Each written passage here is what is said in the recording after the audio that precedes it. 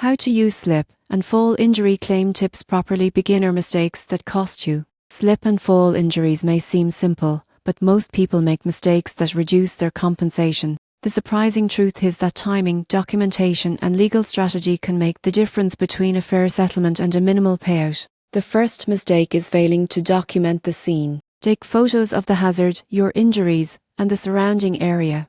Missing this step makes it harder to prove negligence later. Another common error is not seeking medical attention immediately. Even minor injuries can worsen over time, and delayed treatment may hurt your claim. Your medical records are key evidence in demonstrating the severity of your injuries. Many claimants underestimate the importance of reporting the incident. Notify the property owner, manager, or employer right away. Lack of an official report can give insurance companies a reason to dispute your claim. A surprising mistake is discussing your case publicly. Social media posts or casual conversations can be used against you in settlement negotiations. Keep your injury details private. Finally, beginners often accept the first settlement offer. Insurance companies may offer low amounts hoping you'll settle quickly. Consulting an attorney or using claim guidance ensures your rights are protected and you receive the maximum compensation. To properly use slip and fall injury claim tips, document everything